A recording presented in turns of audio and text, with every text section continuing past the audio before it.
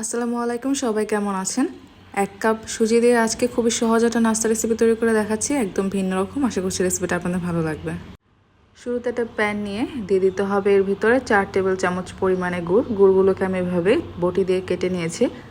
দিয়ে দিতে হবে আধা কাপ থেকে একটু বেশি পরিমাণে পানি। তারপর লবণ দিয়ে দিচ্ছি স্বাদ মতো, চুলার আঁচটা কম আছে।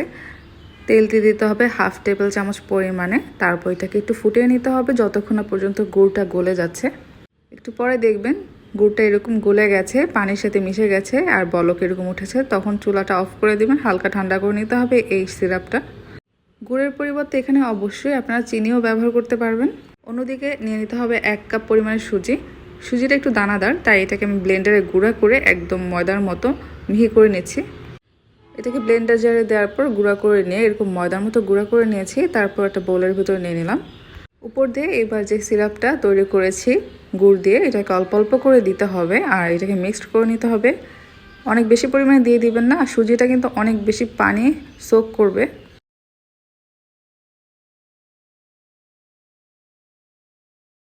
তো আধা কাপ থেকে একটু বেশি পরিমাণে পানি লাগতে পারে, এটা অনেক বেশি নরম ডো হবে না। একটু পরে দেখবে যেটা পানিটা সম্পূর্ণ আকারে সুজিটা খেয়ে ফেলবে। মোটামুটি শক্ত একটা ডো তৈরি হয়ে যাবে। তো দেখুন হয়ে গেছে। আমি এটাকে ঢেকে 5 মিনিটের জন্য রেখে দিচ্ছি। 5 মিনিট পরে দেখবেন যে সুজিটা একদমই শক্ত হয়ে গেছে, মোটামুটি বেলার মতো।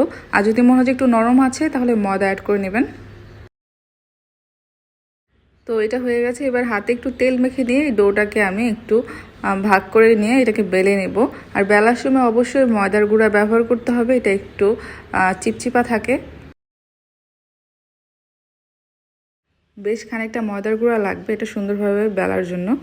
তো আমি ময়দার গুঁড়া ছিটিয়ে এটাকে সুন্দরভাবে একটু পাতলা করে বেলে নিচ্ছি।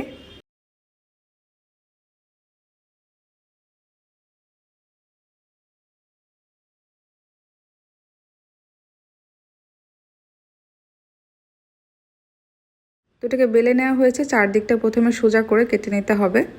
কাটার পরে এটাকে মাঝ বরাবর লম্বালম্বি করে কেটে নিয়েছি। এবার চাইলে এটাকে আরেকটু বেলে পাতলা করে নিতে পারেন। চারদিকটা কিন্তু সমান হবে। এটাকে একদিক থেকে এভাবে ফোল্ড করে নিতে হবে একটা শেপ দেওয়ার জন্য। এটাকে এরকম ভাঁজ ভাঁজ করে নিয়েছি। তারপরে মাঝ বরাবর একটু চাপ দিয়ে জয়েন করে নিতে হবে, একটা টুথপিক দিয়ে নিতে হবে এখান দিয়ে, এরকম বাটারফ্লাইয়ের মতো দেখতে হবে।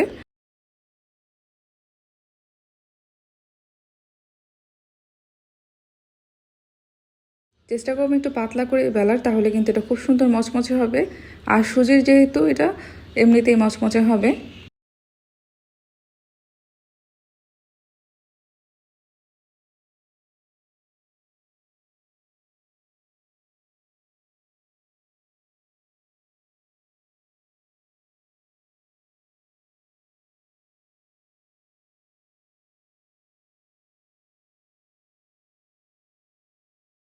চারদিকটা কেটে একটু সমান করে নেবেন যদি চারদিকে মনে হয় একটু মিসম্যাচ আছে।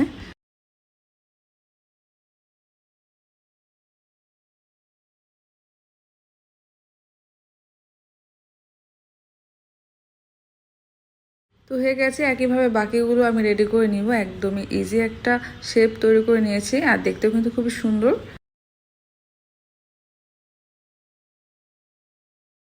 ভাজার জন্য তেল নিয়েছি। ভাজার তেলটা একদমই ঠান্ডা হতে হবে। ঠান্ডা অবস্থায় আমি 3 থেকে 4টা দিয়ে দিচ্ছি। একটু বড় আকারেই বাটারফ্লাইগুলো তৈরি করেছি। ঠান্ডা তেল দিলে কিন্তু এটা খুব সুন্দর মচমচে হবে আর অনেক বেশি ফুলকো হয়ে যাবে না চারদিকে। চুলার মাঝে থেকে কম আছে, আস্তে আস্তে এটা ভাজতে থাকবে। দেখবেন সুন্দর একটা কালার চলে আসবে। ভাজার সময় দেখবেন এটা একটু ভেসে উঠবে। আস্তে আস্তে কালারটা চেঞ্জ হয়ে যাচ্ছে, যেটাকে বলে গোল্ডেন ব্রাউন, এরকম হয়ে যাচ্ছে আস্তে আস্তে। তো এটাকে উল্টে পাল্টেই নেবেন। সুজি দিয়ে তৈরি এই নিমকিটা এতটা ক্রিস্পি হয়, এটা ভেঙে দেখাবো আমি শেষের দিকে আপনাদের। এদিক এদিক করে চারদিকটা ভেজে নিতে হবে, তারপর তুলে নিচ্ছি। এবার এটাকে আরেকটু সুন্দর করার জন্য চারদিকে আমি একটু লাগিয়ে নিচ্ছি গুড়ের সিরাপ। এটা আমি গুড়টা চুলায় জ্বালিয়ে নিয়েছি একটু ঘন করে। তারপর চারদিকে একটু সেসেমি সিড, মানে যেটা তিল বলে, সাদা তিল আমি লাগিয়ে নিচ্ছি। দেখতে অনেক সুন্দর লাগবে। এই সাদা তেলের সাথে একটু মরি গুঁড়াও আছে। এদিকটা আমি এরকম সিরাপ লাগিয়ে তারপরে একটু বাটারফ্লাইটা সুন্দর করে নেওয়ার জন্য এই তেলটা লাগিয়ে নিচ্ছি। তেলের পরিবর্তে আপনারা বাদামের গুঁড়াও লাগাতে পারেন। দেখুন হয়ে গেছে, কতটা সুন্দর লাগছে দেখতে। মাত্র 1 কাপ সুজি দিয়ে তৈরি হয়ে গেল খুবই সুন্দর এবং মচমচে বাটারফ্লাই নিমকি। একদমই নতুন একটা রেসিপি। আশা করছি আপনাদের কাছে এই রেসিপিটা ভালো লাগবে। বাসায় একবার হলেও ট্রাই করে দেখলে আমাকে কমেন্ট বক্সে জানাবেন আপনাদের কাছে এই রেসিপিটা কেমন লেগেছে।